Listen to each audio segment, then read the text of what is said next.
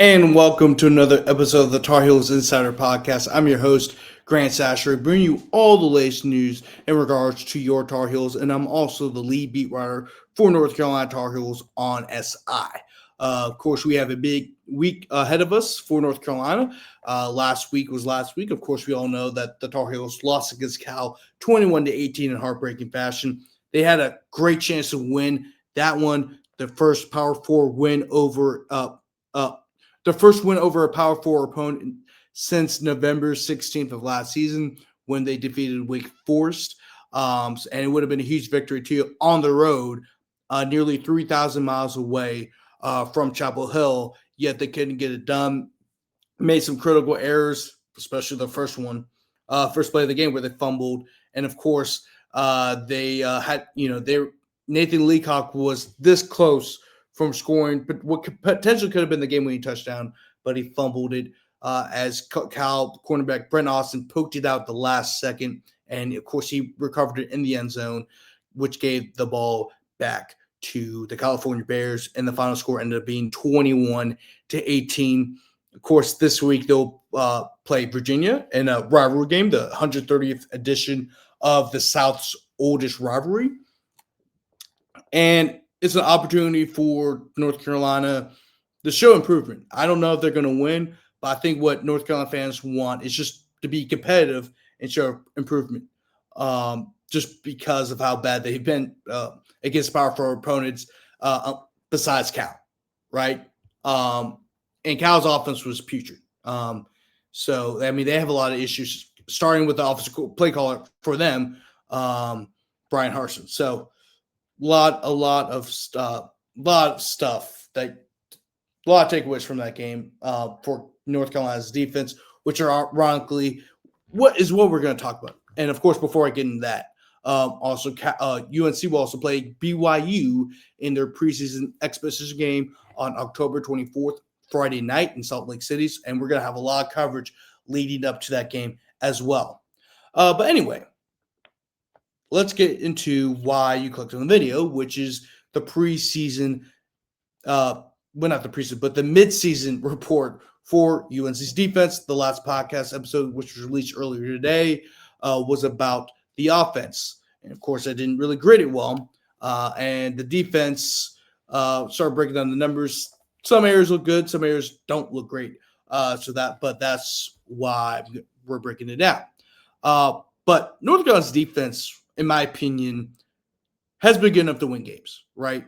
Maybe not the TCU game and maybe not the Clemson game, but against UCF and Cal, the defense played well enough for UNC to win the game, but the offensive ineptitude for the Tar Heels has been so that's and really if they had an average offense, this team would be I think they would be at least 3-3 or 4-2 if you actually had an average offense. But the Tar Heels don't. So you're in this situation. But North Carolina's defense, they are 64th in total defense, allowing 360 yards per game. For passing yards allowed, North Carolina is 97th. They've allowed 240.8 yards per game. Really, it has been their Achilles heel, and really will continue to be so because Thaddeus Dixon, who is the Tar Heels' best cover corner, will be out for a long period of time.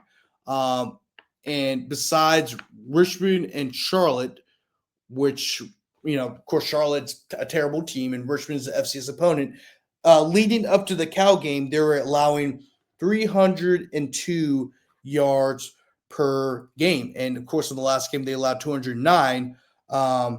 And it really have been, if you did the math, of course, 302, well, they average about 302. Okay, so and that was 3 games. So that was 906 plus 209 divided by 4. That is 200. They've allowed 278.7 yards per game through the air against power four opponents. So, the passing defense has not been great, and I don't think it will be any better considering the fact that Thaddeus Dixon will be out for a long period of time, especially with the opponents you have coming up. Virginia is one of the best passing offenses in the country, led by Chandler Morris, who's a really good quarterback. Syracuse, yes, I know they're in the top, they're in the top, I believe, in the top 30 in passing offense. However, that's kind of skewed because they're 14th, but that's kind of skewed because Ricky Collins, who's been the star quarterback the last couple weeks because of Stephen Jelly's injury, really has been playing that great. And I'm wondering if they're going to go with a quarterback change pretty soon here to try to get something working to get the offense moving. But you got that offense, and of course, and then Stanford has, their offense isn't the greatest. Well, they're very similar to Cal, but then again, they could have their moments as well. But then you're going to go up against Wake Forest, who's a very, has a decent quarterback in Robbie Ashford, and then you got Duke and NC State, who both have fantastic quarterbacks. I mean, this next 2 months are looking great for the Tar Heels, considering the fact that their biggest weakness on the defensive side of the ball has been stopping the pass. And then rushing defense, North Carolina, they are 36. So they've done a great job stopping the run, right? And it also helps too that Clemson's offense can't run the ball, and Cal's offense definitely cannot run the ball. I mean, your worst performance against the run was against TCU. And I really think that those issues have been fixed. I mean, that was a horrendous showing by UNC's defense against TCU. I mean, it was utterly embarrassing. I mean, it really was. I mean, TCU had over 240 yards of rushing against the Tar Heels on Labor Day and the home opener. And TCU right now is averaging 128 yards per game on the ground. So huge improvement for North Carolina, considering the fact that, I mean, that first game of the year, they look bad. And since they've improved, and that you got to give some credit to C. Belichick and how he's handled, how he's got them to adjust. However, you're going to be going against some good offenses in the down the stretch. So how much have they, they've improved on the run defense side of the ball. However, we'll hold up once you go up against teams that can run the ball better than the teams you've gone up against so far. So that will be very interesting. But on third down defense for North Carolina, they are 100. They're 93rd in the country. So they haven't done a great job stopping people on third down. And you saw that against Cal. Yeah, Cal only went 6 for 16 on third down, but on third and longs, there were 3 for 6 with passes in the middle of the field. Of course, that has to change. I think the defense, like I said, the defense has been good enough to win games. However, there's another issue. They really haven't created pressure in the backfield. Right now they are in the bottom half of the country in sacks, right? North Carolina, well, not even the bottom half. They are near the bottom.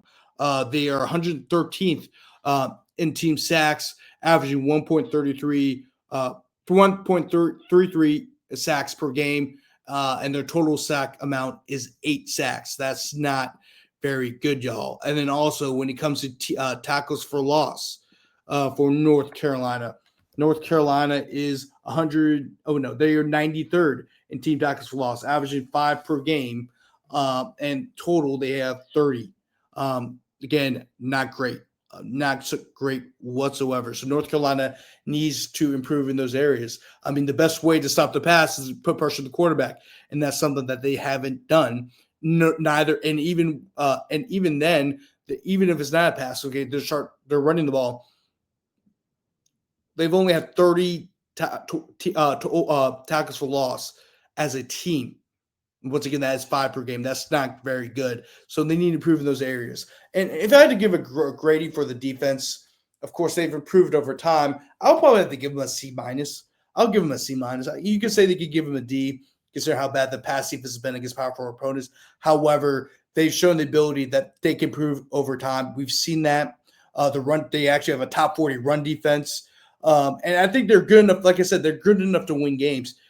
However, there's still some underlying issues with this defense that you like to see them improve over the course of time. But between the offense and the defense has shown time and time again that they have improved. They just got to stop with the silly mistakes and stop people on third down and get after the quarterback. But once they do that, I think their grade could be much higher at the end of the year. But anyway, with that being said, my name is Grant Chachere. I am the lead beat writer for the North Carolina Tar Heels on SI site. And then also I'm the host of the Tar Heels Insider podcast. Thank you guys so much for watching, and you guys have a great rest of your day.